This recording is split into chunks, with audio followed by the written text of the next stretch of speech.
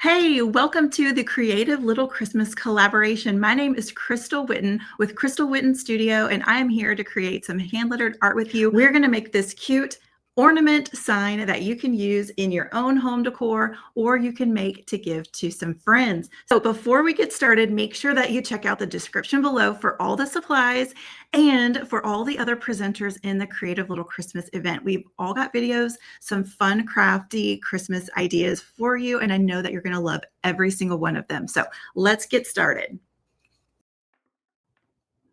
Okay, so to start our hanger, we are going to use some simple supplies. I have a hymn sheet that I have printed out.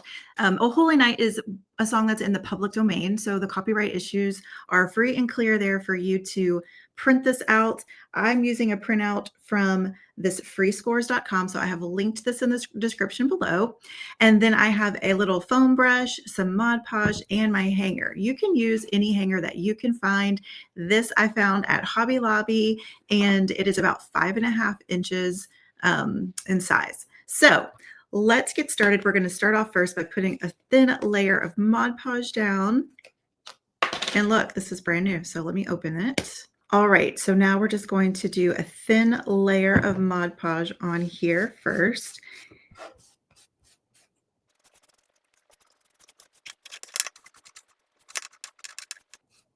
All right, and now I'm going to place my sheet here on top.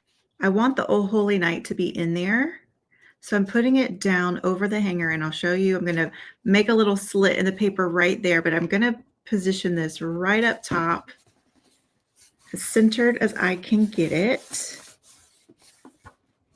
and just smooth it out. Now I'm going to go ahead and take some scissors, and I'm going to trim around the edges. Perfect. You're going to leave the raw edges for now and let that dry. All right, now once it's good and dry, you're going to take some sandpaper. This is 120 grit sandpaper, and we are going to just sand the edges. You're going to want to go in a downward motion and not up towards you, because that may pull the paper up. So just going down.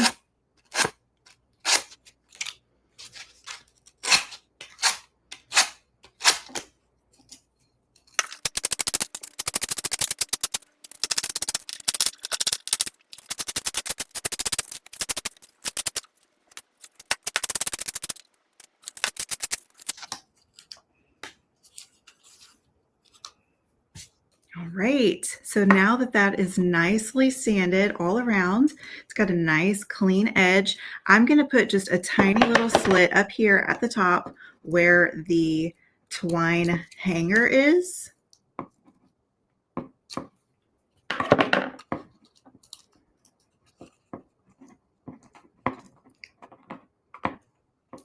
And don't worry, we'll be doing a little bow there at the top to kind of cover that up if it doesn't look perfect. Now I'm going to put just a little bit more Mod Podge right there in the corner just to get that down.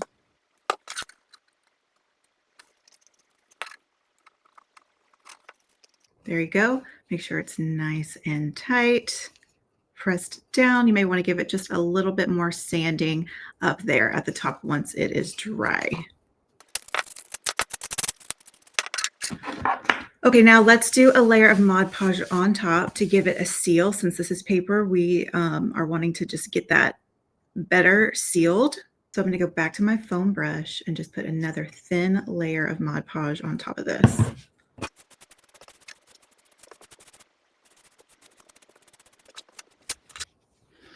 All right, so while we wait for this to dry, let me talk to you about these beads.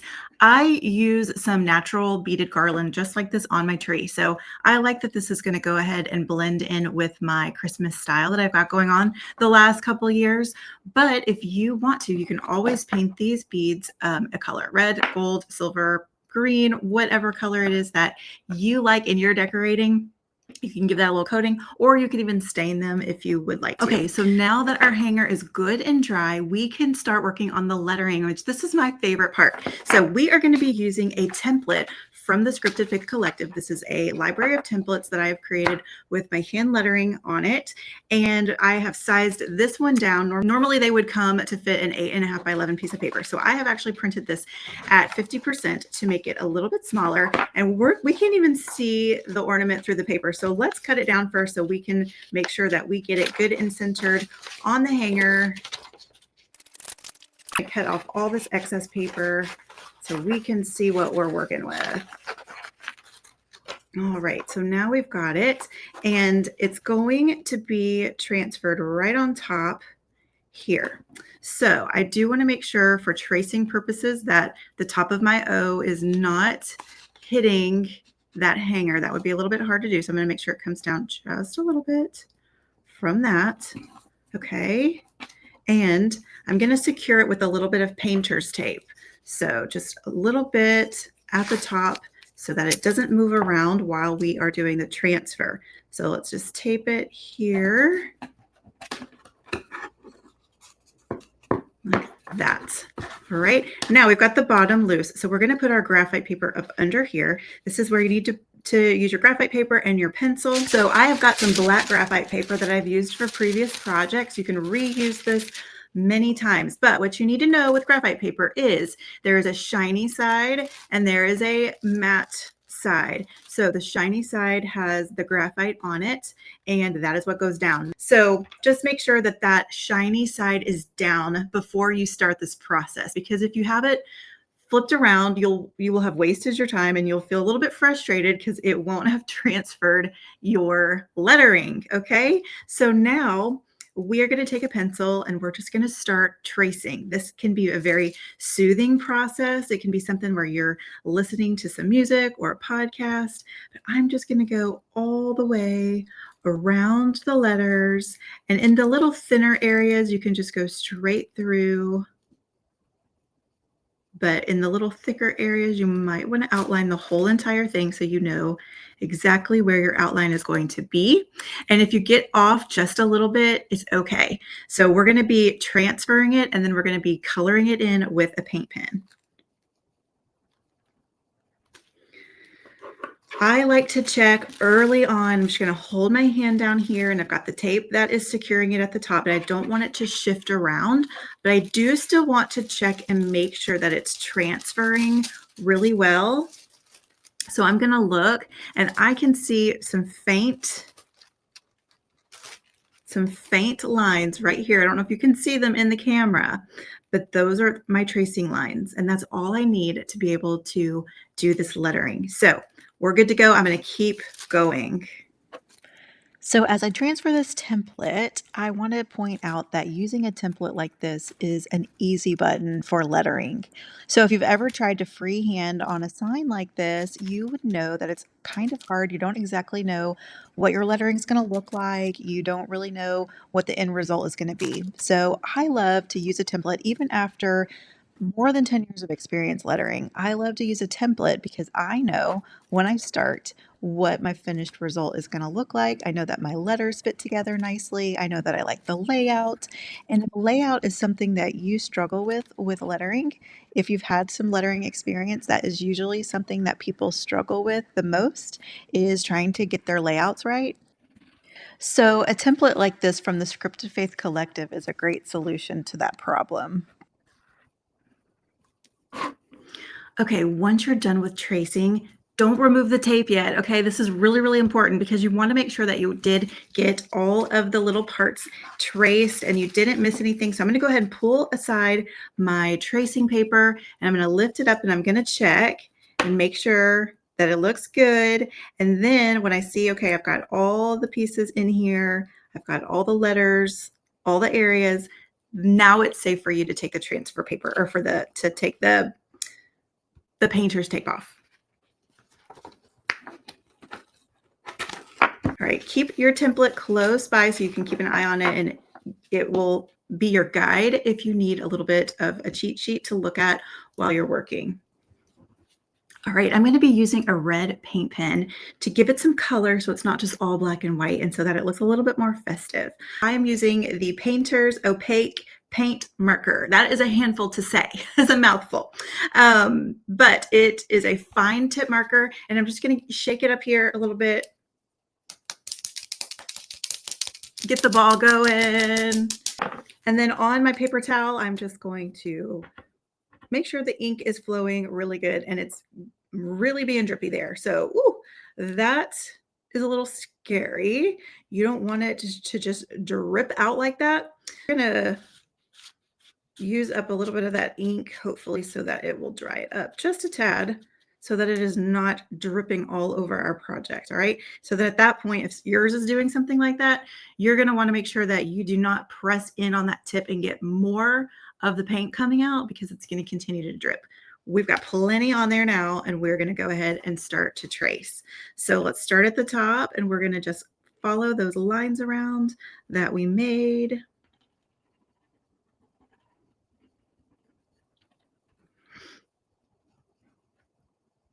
That red is so pretty. And I can even see still the sheet music underneath it, which is so nice.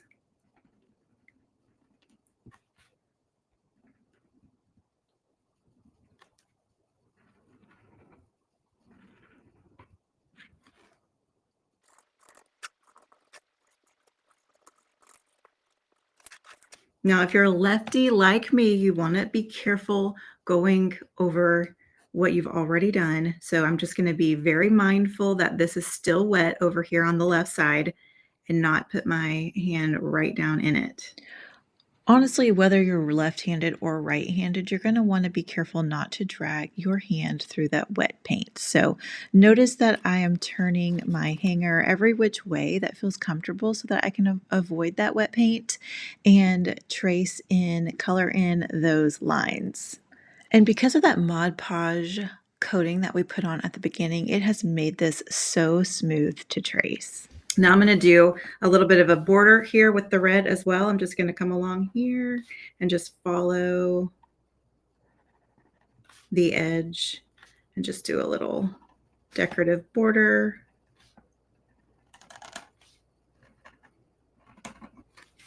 Now think about how you could take a project like this and make some fun little ornaments for your group, your friends, your book club, your Sunday school class.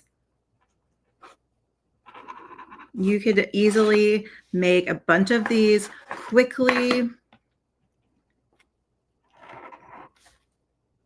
This is a quick little project, very inexpensive. Just go right up to the top like that. And there we go. So now let's add just a little tie up here to the top to finish it off. Okay, I've got a few different options for ribbons. I have this little red lacy ribbon here. I've got some baker's twine. And then I have a 1.5 inch peppermint striped ribbon. So I think all of these would look really good. We're going to just try and put it right up here under that bottom bead. Let's figure out what one would look better. So this one I would almost fold in half and tie it there. This one, I think we could just tie it around, and we could also layer them. So that is almost too small. You can see how that just looks a little bit too small, and I don't think that's quite the look that I'm going for. So what about if we put the lace and the 1.5 inch together and we layer them and we make a little bow? I'm going to cut these about 6 inches in length. Remember, my hanger is 5.5 inches. So I'm going just a little bit over that. So we're going to cut them.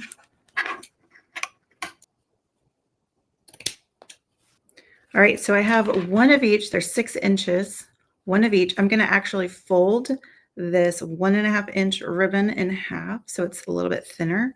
And then we are going to tie it coming from behind, coming around, and just give it a little knot. Like so. And now we're going to go back around it again with the lacy one. And I'm going to go kind of top and bottom here, tie it around again, just tie it in a knot, or I guess just a loop. Actually, it's more of a loop than a knot. You're just going to make sure that your two tails are even. Just like that. Okay. There, so we've got a little layered bow. I like the little frayed edges there, so I'm going to fray the edges a little bit over here on this side. Just use your fingernail and kind of rub it back and forth until it starts to fray. And there you have it, a cute little ornament hanger. You could use this on your Christmas tree as an ornament. You could use this hanging on a doorknob. You could use it in a tiered tray, just sort of like laying there off to the side, anywhere that you want to hang it. It is such a cute little decoration. And guess what? It is repeatable. That took such a short amount of time, and we can make so many more of these in a quick little afternoon for gifts. So if you'd like to get your hands on these templates so that you can make hand lettered art, even if you have no hand lettering experience, you saw how easy it was to just transfer that lettering onto this piece and then color it in. It is super simple and it's really fun. And there are over 100 designs like this inside the Scripted Faith Collective. So you have your hands, you have at your fingertips so many different designs that you could choose from to make more projects like this one, and like some of the projects even behind me that you see with the hand lettering on them. So this is just one example of how you could use a template from the Scripted Faith Collective to make fun crafts. So there you go. I've got the whole list of supplies in the description below, and make sure that you watch the other presenters in the Creative Little Christmas series. They've got some amazing projects cooked up that I can't wait to watch too and try and do myself. So thanks for tuning in. We will see you next time. Thanks again for watching. Go ahead and subscribe and hit that like button and the bell if you want to make sure that you don't miss out on any future projects like this one. We've got lots more fun things to come. We'll see you next time.